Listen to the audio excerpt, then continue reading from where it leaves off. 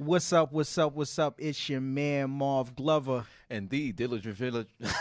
How you ever? Oh, no! Oh, no. Go ahead. Let's do it again. The diligent, vigilant, meticulous, sagacious, conscientious, analytical, methodical individual. The chiseled Adonis. And you are now tuned into the Hold My Nuggets podcast, where we talk 50% sports, 50% real shit, 100% of the time. And if you don't like that, you can hold my nuggets. Suck my dick. Yes! Oh, boy. Episode number 3! Yes. We here! We are here. They didn't think we were going to do it, but we did it. Your boy, Marv Glover, natural born lover, kiss a baby, tuck him under some covers and smack his mother. Wait a minute. Here. Wait a minute. Hold on. We're not just going to let you walk past kissing babies and tucking them under covers. What's going on over here? You know that. You know R. Kelly just got convicted. No, not like that. Hey, not like that. Hey, listen. I was like parental. You know. Oh, okay. Yeah, all right. That's what the parents thought too. Yeah, but nonetheless. Well, we here. How right. you feeling, man? How's your weekend? Sensational. You know, it's been going sensational. Although I didn't mess up on the intro, it's a little bit of. Yes, I've never heard you mess up. I never have either. There's a first time for every time. Am I making you nervous? Is that what you make me nervous? Absolutely not. You see the arms out. Absolutely not. You see the arms out. Absolutely. What arms? Don't do that. There's no cuts. I just came from. There's no cuts.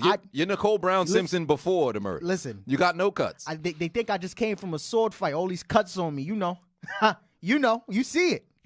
I don't think they see it. Show them. See, if somebody sees it, they're playing that Stevie Wonder challenge. We ain't talking about that right now. We got see, what we got going on over here. See, we got to start out the episode with a little bit of comedy. Yes. For the people. Speaking of comedy. Yes, sir. There was one of the kings of comedy in New York City. Well, not just the king. You talking about Goat Man. You know what I'm saying? The one and only. Goat Man. What's that reference to? I don't know what that is. Ha Davis. Goat Man. When he says a thing twice. Oh, you mean Repeat Poppy? Yeah. Oh, him. Okay. Yes, all right. Well, all right. Let's focus. We talking about the one and only Dave Chappelle, man. He's in. For those who don't know, we're based in New York City. Dave Chappelle right now is doing his Broadway run at the Lunt Fontaine Theater. I was fortunate enough to go see the man live just last night. Before this podcast recording. What was it? Yesterday was Thursday. Today Friday. Yeah, I was fortunate enough to go see him. And bro, let me tell you, I'm trying to tell you, that man Dave. It was something special, wasn't it? It was. Well, I mean, okay. Here's the thing. His hour, super dope. I think I'm a little upset that you weren't there to see it because the first 30 minutes you would have loved. Like the first 30 minutes, I don't know if I'll go as far to say that the whole hour was better than his last one, but the first, it's definitely more controversial and edgy. Was he talking about when they wrote about him in the New York Times? He touched on that a little bit. Okay, all right. So he touched on that. He talked about the R. Kelly thing. Anthony Bourdain, stuff like that. Yeah, Anthony Bourdain. He talked about the Michael Jackson doc. Yes, indeed. And, a couple other things. But here's the thing. This is what caught me off guard. It's not what he talked about, because we know Chappelle to be the guy that talks about the stuff not everybody wants to talk about, right? Yeah. It wasn't that. It was how and what, the way, the perspective that he, and I don't want to give it away, to ruin it for you. You'll see. Yeah. And if he, I'll say it like this. If everything I saw last night is going to make it to Netflix, there are going to be a lot of upset, people within the LGBTQ community going to be upset. Oh, without question. A lot of upset white people. Yeah. It's going to be bad. You know a set is edgy. I can't, everywhere you look, all you just saw was just a bunch of white women just shaking their head in disapproval. It was crazy. It was crazy. You know who's going to love it? That lady who had the drink with him inside the bar, that's going to be great, man. Oh, you saw it? Huh? Wait, time out. You saw it. What are you talking about? When did you see it? What are you talking about? Wait, when did you see it? See what? No, stop. See World? When you were going to tell me that you saw it? What are you talking about? When did you see it? When did I see what? When did you see the Chappelle show live? The Chappelle show? No, I watched it when it was on when TV. Did you see Chappelle? What? You just wasn't gonna tell me. What are you talking about? When did you see it? See what? Answer the question. This man thinks I saw something. That was a nice, great shirt you had on yesterday. But regardless. Wait. You were there? Oh, there we go. That's my ticket that we had on. Wait, you was there? Yeah, I was. And you didn't tell me? Yeah, when you purchased the ticket, I could not miss it myself, so I had to pull up. Keep it spontaneous. I was there in attendance as well. I was sitting in the. Where were you? F. I was very up close. No, you was there. I was so close to the front row. What? Yeah, I was so close to the front row. Absolutely not. Why not? Because you were also going. It doesn't matter. I'm hurt. Were we both not in the arena? We don't need to sit next to each other. Okay, so now that you're here, this just changed. What do you think? Because you was there. Sensational. You're an asshole. But I feel hurt. I'm a little. But it was absolutely sensational. Okay. His misdirection and his ability to, tell jokes. I've never seen him live. Changed my entire perspective on how to write jokes. When I went to my house. I threw my joke book out. Oh, I burned mine. I buried it. I burned mine. I canceled all of my shows. It's back to the start. Yeah, I have no, for all the producers out there, I have no material. I thought I had material. Yeah. I ain't got shit. Because I seen Chappelle live. I was once a tadpole. I'm back to be. Yeah. I'm in the egg. Yeah. I'm in the egg again. It's really bad. So you was there. Yeah, I'm not in the womb. I'm a zygote. You were there. You didn't tell me, which is fine. No, I did see you. And I didn't see you. No, I saw you from across the street. Who were you with? I was by myself. Okay, so when I bought my ticket, you bought your ticket. Yes, after. How much did you? $167. Same here. Plus same that. here. Yeah. And you sat closer? Oh yeah. Oh, you an asshole. I was right. I was in the F. I was. So you was right there. A, B, C, D, you was like 4 or 5 rows behind. F. Yeah, I was right there. Okay, so you was there. So why did you? I was going to ask a question when he did the Q&A, but I said if I did ask, my voice would give it away, and there would be a man with glasses. It wasn't that deep. I was trying to ask a question. I think I did see your hand. Yeah, it was hilarious how many people started shouting out, like, "Oh, answer my question!" when he was not. And the questions that I only wanted to ask because the questions that they asked me weren't even like valid. It was pretty stupid. Like someone, like there was a dude in the back was like, "Hey, it's my birthday. Can you sing Happy Birthday?" Oh yeah, it was ridiculous. And then there was another dude in up top. He was like, "Why do you look like a ripped leather?" Oh yeah, couch? he said a faded leather couch. Yeah, something like that. But you were there, so we don't have great absolute seller. Do you think it would? Did you see his last hour? He could, he put the 2 out, the Birds Revelation and yes, I saw. So both. you saw it. Do you think this is better? I think I'd have to watch it on Netflix in order to judge it correctly because being there in the ambiance of Chappelle and how everything started with DJ, everybody hands go, and then it started right. Oh, that was beautiful. Okay, but it was sensational. But but I do think this hour was better than that because the way his first 30 minutes, like you said, absolutely sensational. Right. The way that he talked about certain sort of things, the misdirection, how he tied everything together, and then at the beginning of the show to tie it in with the end. It's just it's a master at work. It was, man. He talked about the whole. I love the Jussie Smollett joke. Oh yeah, hilarious. What else? The shotgun thing at the end with the. Obviously, we don't want to give it away to people who haven't seen it or whatever. But I thought it was phenomenal. The only thing I didn't like about it, like that's what I was trying to say at the beginning. I love the hour. I didn't love the show. Okay. Because I was fortunate enough, I think 2 years ago, to see him at Radio City. Yes. And that was an experience. And for me, it's like, and I keep saying this over and over, with a guy of his magnitude, this isn't just a regular headlining stand-up. This is one of the greatest ever. Yeah. So I think what's important for shows that he does, especially in theaters and stuff like that, like if it's a comedy club, whatever, but if you're talking about like a theater or whatever, anticipation is so important. Like the building of that, okay, we're here to see Dave. You know what I'm saying? At Radio City, there was a couple comedians, like Ashley Barnhill. She opened up. She did 10 minutes for him. Then Solange came out because there was a mix of music and comedy. Okay. All right. She did 20. Yeah. Then Will Sylvince, popular comedian within the city, he did 5 quick. And then Donnell Rawlings, we all know who that is. He came out and did like 15, 20. And then Dave came out. Chappelle, okay. So it was just enough to the point where like they built up enough anticipation to like where you're clamoring to see him, but not too much to where it's like the audience is tired. Yeah. Whereas yesterday, as you saw, it was one comedian. Yeah. No host, no nothing. Just Ronnie Chang just got up there. Shout out to Ronnie Chang. And might I add, sensational set. I thought he had a pretty dope set. I enjoyed it as well. I didn't like how like it was just straight Asian stuff all the way through. It felt a little repetitive to me, but it was still funny.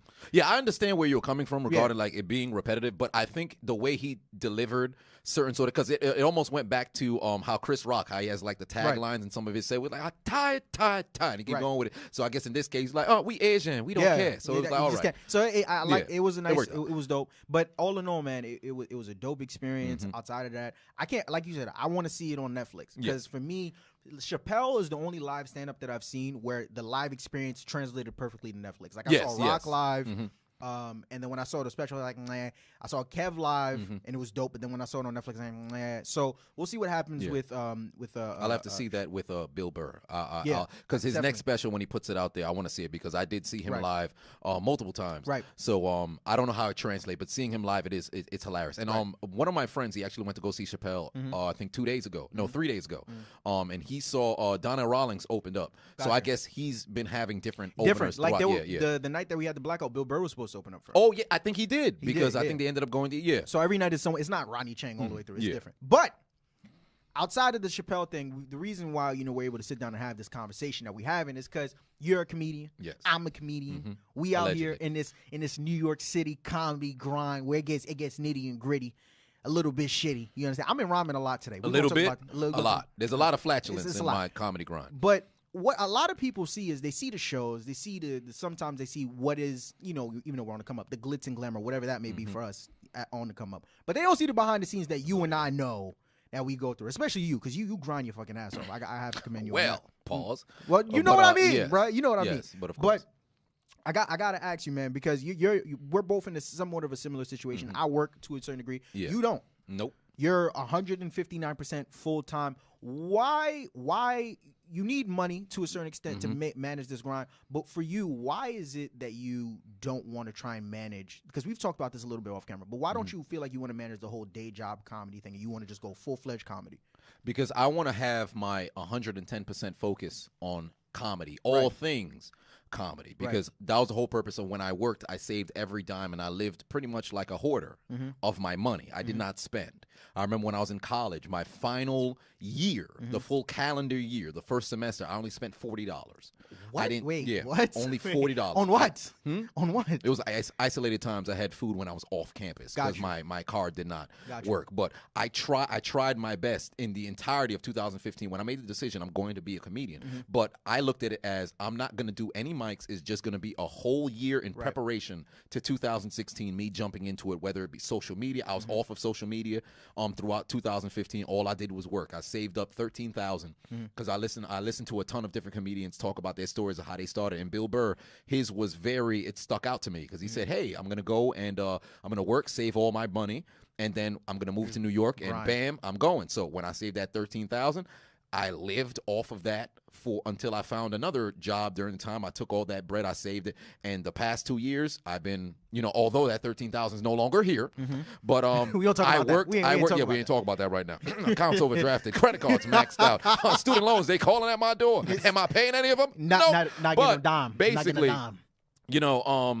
I don't want to have to go back to having to work. And I made a promise to myself, and I'm a man of my word. It could be one of the things that, it stops me from elevating, because I say I will fall on my sword. I will die before I go back and get another job. So I saved all of my money. I have I invested here and there, so I have some of the investments. But now, after 3 years of doing the social media grind, I have been blessed to have patrons. Beautiful. So I have some people who do donate to the cause. Beautiful. So there's a little bit of money that's there. It's not a lot, but it's enough to where I see there's, there's progress that's there. And regarding with the stand-up, we did go 2 different directions. Yes, we did. And how we did in comedy, because we both started doing stand-up and also video. Right. But I decided, hey, I'm going to go towards video and build it up. You said I'm going to go towards stand-up, and now we're both coming back around. But the grind, it's real. It's real because it's funny. Before I went to go see Chappelle, I actually did a mic. Yeah. How'd that go? Oh, terrible. Oh, terrible.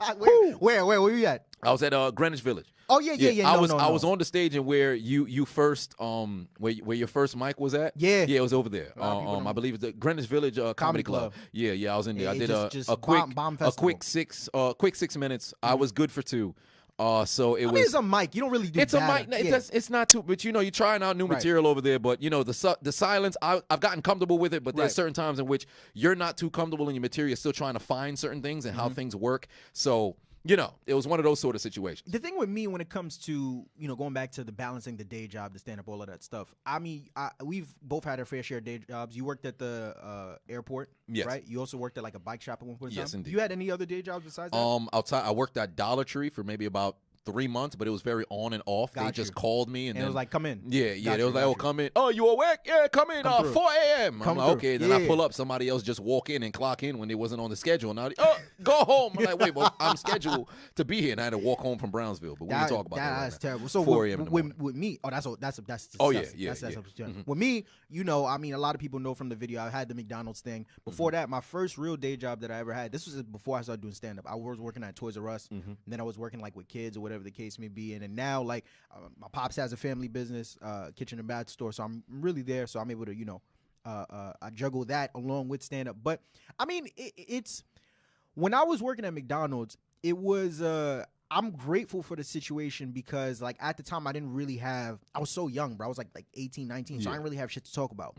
Working there gave me like my first real life experience in terms of dealing with people and just the bullshit that comes with day job and stuff like that. And I was able to translate that into material that I still use to this day. I still talk about my experience working there, right? And then from there, that kind of had a snowball effect into me going into more of my personable material that I have now. So that's cool. But when you talk about the grind, like you said, it's taxing, man, because like you can't, and I've heard a bunch of professional stand-ups say this, like you cannot make it in this game unless like you're full-time. It's impossible. You can't be going to work and then like bouncing around, because like in order to succeed as a stand-up, ironically enough, there's so much stuff that you have to do outside of the stand-up. You do it yourself, from the content creation, the podcast that we're doing right now. It's contributing to our stand-up careers. All those things come into, you know, the stand-up comedy grind. But you know, you clock in a 9 to 5, and especially with some day jobs where like you have to work the night shift.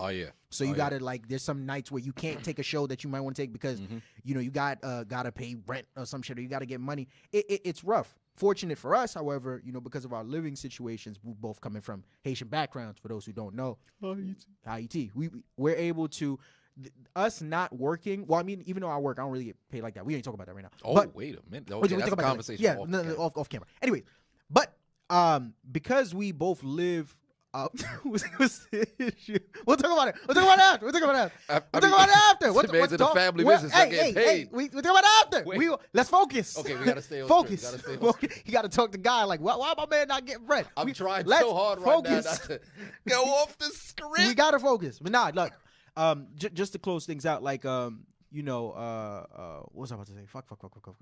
When it comes to because we live with you know, family, whatever the case may be, we're not in the same, I guess, tight situation as some other people. Like, you know, majority of stand-up comedians in the city aren't from the city. They come here from another you know, state, so they got to get rent out an apartment with like 8 other people. The rent is like $2,600 and fucking, so they have to work. They really don't have a choice because the money's not coming in from stand-up yet. You're not getting paid from whatever other else thing that you're doing, so you got to get that job at fucking Dunkin' Donuts or Petco or wherever it is that you're working. Fortunate for us, we're blessed in a position to where like we don't have as many bills that kill us, and so we're able to be a little bit more frugal and tight with the way we do things. But all in all, man, the stand-up comedy grind, it's different. It's different. I don't. You said you get your money from like patrons and like things of that nature. I have patrons. I have YouTube checks that do come in. Right.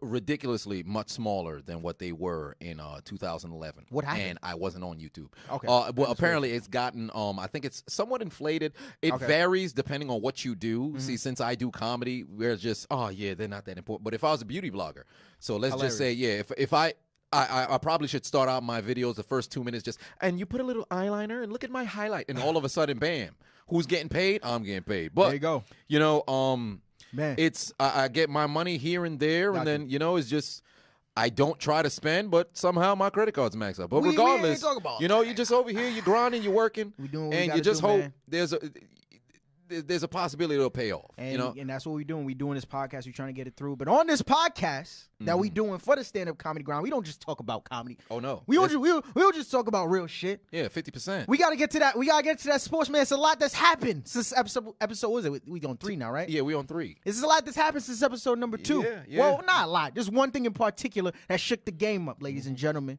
Russell Westbrook. I'm gonna say his name one more time. Russell Westbrook. I'm gonna say his name.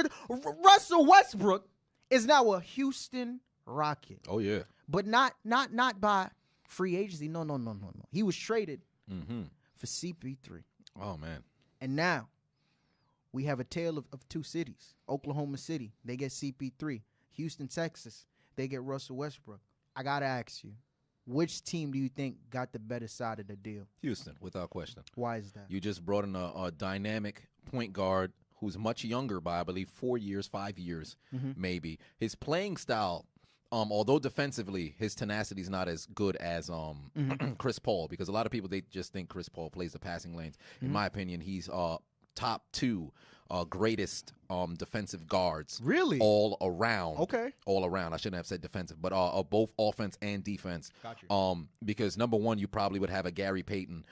And then number 2, at least from point guard, I shouldn't say just say guard all around, but from offense, defense, you have a Gary Payton. I'd put Chris Paul there because if you look at the defensive teams that he's made, right, he's up there. Gotcha. So if I had to pick a point guard who'd go both ways, I definitely want Chris Paul. However, Russell Westbrook, this man is a dog, and his A walking relentlessness. A walking trip Because dub, man. although a lot of people have questions of how his game is going to translate to, because he needs the ball in his hand, and James Harden, obviously, we see of 21 of the 24 seconds on the shot clock, he has the ball in his hand. But I think because they have played before and they both are alpha males, Gotcha. however, they'll be able to. Somebody's going to have to sacrifice, and more importantly, I think both of them ultimately will. I think James Harden's his number is going to go down from averaging 36 to probably about 29, maybe even staying at 30. But we'll see Russell Westbrook's assist numbers go a little bit higher, but his scoring might go down. So who knows how it'll play out. But ultimately, I think the Houston Rockets won the trade because there's no sort of risk that is here. Right. And for OKC, you got a ton of draft picks. Yeah, I agree with you. I know OKC was actually talking about moving Chris Paul. I think they're having a little bit of difficulty. Yeah, but they with refuse. They're refusing. From admit what I that? heard, they're refusing to move the draft picks. Okay, yeah. I don't think they're gonna move. They're trying to have a fresh start. That's exactly why they were trying to move Chris Paul. But when you talk about who got the better side of the trade, easily the Houston Rockets. Here's the deal. I think they got the better side of the trade, but we can all come to, and you touched on it a little bit.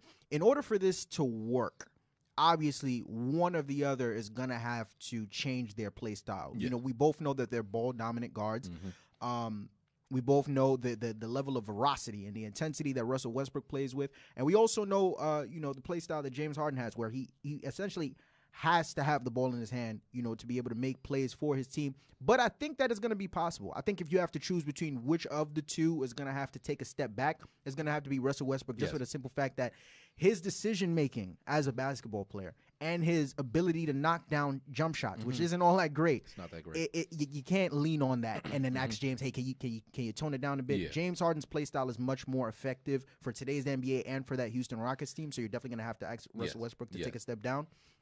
I think so. That's where you now transition and look at a guy like Mike D'Antoni, who came out and said that they ain't changing shit. Yep. Mind you, he said this after the trade, not before. He said that they ain't changing shit. So I have a little bit of a cause for concern on that. But Cause to pause. But at the end of the day, I think that it's going to take him a little bit of time to mesh. I think that this is a bigger move than people are making it out to be. So I think that they're going to have a bit of a rough start earlier on in the season. But I'll say right before All-Star break is when you're really going to see them start to develop that chemistry. And they love each other, man. They played with each other in OKC. They're clearly both very happy about this move, especially James, not only because he's getting Russ, but because of he's getting rid of Paul. CP3. But now, can we now go on record to say that this is, like, when we look across the NBA, Russell Westbrook and James Harden are now one of many dynamic duos that are now within the NBA because of all the free agency moves that come in. We've heard a lot of talks. We've heard a lot of discussions about some of the more dynamic duos that are present in the NBA going into next season. I got to ask you, going into the next season, if you had to give us a top five, we could go back and forth with it from 5 to 5, 4 to 4. Who are your top 5 duos going into the next NBA? Start from number 5. We'll start with 5. So 5, I have Lillard and McCollum. Really? Lillard and McCollum, yes. Lillard and McCollum. Lillard and McCollum. Say that fast 3 times. Lillard and McCollum. All right. Yeah, it sounds a little suspect. It sounds like you're trying to do cunnilingus. But Whoa. So basically, out in Portland, they are an established duo, top 3 backcourt. Okay. In the NBA, in my opinion. Now, not so much. But coming into the season, had nothing happened in free agency, nothing happened in the offseason, they would be considered a top 3. You can make the argument. Sometimes people would leave them out, but you can make the argument. But they have been consistent when it comes to scoring. You've seen this year they got as far as they could possibly get over the past couple of years, getting to the conference finals. Unfortunately, they did have to run into the janitors, and they got swept. But they did their job. And when we talk about duos, you can't have a top 5 and not have Lillard and McCollum on there. So I got them at 5. They're at the bottom of the top 5. From my 5, I'm gonna go Russ and James. I'm gonna say Russ and James. Hey, give me something now. Now I'm talking about. Wait, hold on. Are you making your top 5 with, like, are we including players who are injured or no? No, not. Yeah, I'm not. No. Okay, got you. I am. Okay, all right, fair enough. So if we go on players who, that's why you'll see as I'm I'm going Russ and James. You got 2 players. One with MVP pedigree. You got two players that are ballers, bucket getters. I mean, like I said, we see the intensity. The man is he can get a triple-double in his sleep. Same thing for James Harden. He's a walking 50-point game just waiting to happen. I think, like I said, in terms of what we're going to see from them as a team, as a duo this upcoming season, and just at what they are as talents, because like I said, I am also including players who are injured. These guys can go head to head with any duo within the NBA, but it all falls in the hands of Mike D'Antoni and how he's gonna adjust if he decides to, which it seems like he's not going into the season. But I got them at number 5. Number 4, who you got? I got Embiid and Ben Simmons. Okay. Now I got them because Philly right now, the way things are set up over there, a lot of people talking about them possibly being the favorite in the East, and I agree. Now it's all falls on the health of Joel Embiid. And Ben Simmons, I believe he will continue to improve. Now, he needs to be able to, work that jump shot. But when we talk about the East, this is my only duo from the East that cracks the top 5. Okay. And Joel Embiid, he got to make sure his health is intact. He can't be showing up to work looking like this. Chopped up. All right? He can't be out here falling off of bikes. Camera? All right? Nah, they need to see it because people going to be wondering, have you been cooking yourself? Are you a cannibal? Are you going to eat yourself? Suicide. But basically, Embiid and Simmons, I'm going to have them come at number 4 because, hey, they're going to be the best team in the East. You got to have a team in the East on the best duo. I'm going KD, Kyrie. I'm going KD, Kyrie. The only reason why we look so disappointed. Yeah, because there's no KD next year. I know, but that's what I said. I'm not including injury. Yeah, fair enough. Our list is totally fair. I'm not including injury. The only and even if given the severity of his injury, this is of course why he's as low as he is. On the list. But man, listen, like I said before, I've been saying this since the last episode. Leg hanging off the bone, paralyzed from the waist down. I don't care if he can only shoot with his left pinky. You give that the Knicks should have gave that man the max point blank period because he's a bucket getter. The kind of game that he plays is a finesse game, and he has guard like skills in a center's body. The man's 7'1", even though he's skinny as shit. 7'1". Could shoot from the parking lot, unstoppable, and you pair him up with Kyrie Irving, easily one of, if not the best ball handler in the game. Also another bucket. What you doing? I'm trying to figure out how you would shoot. It don't matter. Okay. It's KD. 4. He gonna figure it out. Okay. I got him at number 4, man. Number 3, who you got? Number 3, I got Westbrook and Harden. Okay. Now, I have them at number 3 because, again, the only reason why I don't have them any higher, you have the questions of D'Antoni. But both MVP. Easy.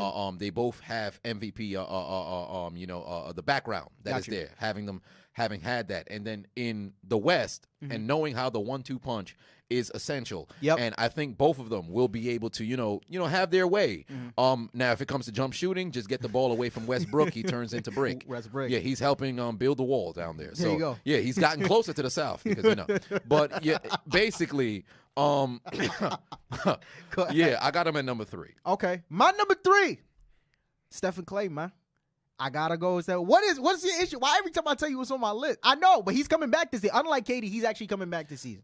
He will be back. It's gonna be later on the season. Yeah. Probably either like right before playoff time. But the fact of the matter is, man, we say it all the time. Everybody and their grandmother, along with their auntie, sisters, aunt, cousin, knows this. Talking about one of the greatest shooting backcourt of all time. Talking about 2 of the greatest shooters of all time. Arguably 1 and 2. Some people will put him. I would. All right. You're talking about a guy in Steph Curry who, in my opinion, is poised to have an MVP-esque season. Agreed. Coming up. You understand what I'm saying? And because of the style and the kind of game that Clay plays, when he does come back from the ACL, will it take him some time to get back into the rhythm of things? Absolutely. But this is not a physical, athletic, Skywalker kind of guy. This is a dude who's a spot-up shooter. We're talking about a man who dropped, 40, 50? I don't even know how much, with like 9 dribbles or something like that. Ridiculous. You got to put him at number 3. Okay. They should, would, and could be higher if it wasn't for the 2 duos I'm about to get into next. But we'll get into that after yours. What's your number 2, man? My number 2, and my list does not, number 2. Yeah. My list does not include the light-skinned Splash Brothers. There's no Magic Carp on my list. Wow. Because Clay's going to come back, and he's going to play half of season. And as good as Clay is, we talk about the top 5 duos in the league, I can't put half a season Clay and a full season Steph over these guys. But number 2, I got Kawhi and PG. And the reason why I don't have them, number 1. Now, we still do have good two-way players that are here. 2 of the best players in the league. In fact, 2 out of the top 3 MVP candidates from last year. But the only reason why I have them at number 2 is because The other team in LA, I just think it's just going to be a little bit more dynamic, man. The Clippers got a hell of a team. However, I don't think Kawhi and PG will mesh as good as people expect them to. They still will be exceptional, but I think there's just going to be another duo on the other side of the Staples Center who just, they put in a little bit more work. All right. But they will be exceptional. I'm telling you right now. Your eyebrows going to be going through your hairline watching PG and Kawhi, but hey, I just got him at number 2. At number 2, I got who I know is your number 1, LeBron and AD. Just for the simple fact that, like I said, in the last episode, I talked about why I have LeBron as the second best player going into the league under Kawhi for the same reason why I'm saying that they're the number 2 duo. At the end of the day, a lot of people forgot just what this man LeBron James can do because of the fact that he missed the playoff for the first time since I think like 2003 or something crazy like that. Because of the fact that he dealt with the injury that he dealt with, people are questioning his age, this, that, and the third. LeBron James, once he comes back, I'm probably going to move him back up to 1. But for right now, until I see it, until everyone else sees it, you understand what I'm saying? I'm going to have to put it at 2 by default, not because of anything else, just by default. But pairing him up with AD, I mean, my goodness. You want to talk about, I think it's going to be Lob City. I understand what I'm saying. Question. We're going to see more. LeBron James is going to come into the season that's going to play, not going to be as ball dominant as the Lakers probably wanted him to be going into last season. He's going to be more of a facilitator, setting other people up with the Danny Green, even though we're only talking about the duo, we still got to talk about this. With the Danny Green, with all the other pieces that they added, I think this is a number 2 duo, man. And number 1, I already know who you got number 1. Yeah, number 1, I got Bron and AD. Why?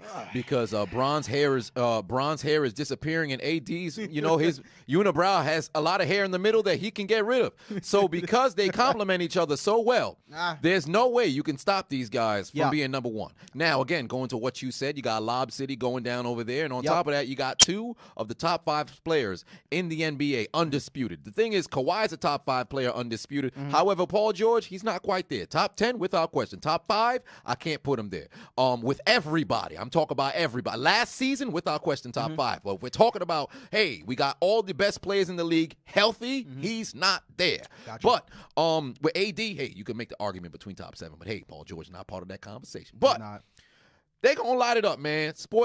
Staples Center going to be looking like Staples, all right? They're going to be a whole lot of lobs. It's going to be looking crazy right now, all right? It's going to be the place you want to be. At number 1, I got Kawhi and PG for the simple fact that you're talking about two of the best two-way players in the game today. And oh, by the way, the duo that you have at number 1, the guy LeBron James, you got a Kawhi Leonard. You know, a guy who's very familiar with guarding LeBron James. You know that.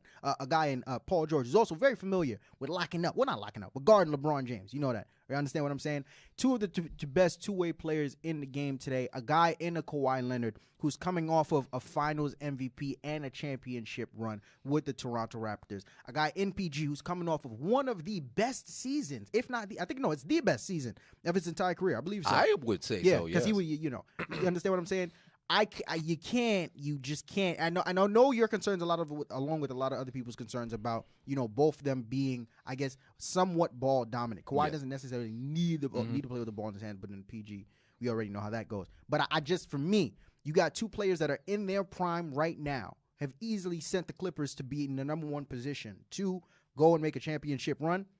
I'm going Kawhi and PG. Fair enough. As the number 1 Clipper. But that conclude. Oh, they loud outside. Oh, yeah. They loud outside. We probably gonna have to slap box when the camera's done. No, I don't know about that. I think they're having an orgy, but nonetheless, that concludes episode number 3 of the Hold My Nuggets podcast. Tune into episode number 4 where it's gonna get real. We're gonna be touching on. We're going to football. Yeah, he's gonna get passionate. Yeah, my field of expertise. I don't know shit, so I'm gonna just be bounced off it. But nonetheless, thank you again for tuning in to episode number 3. Please like, share, subscribe, share with it, show love, do all that. Yeah, all right. Yeah. As always, this is the podcast: 50% sports, 50% real shit, 100% of the time. And if you don't like that, you can hold my nuggets. Suck my dick. Thank you. Good night.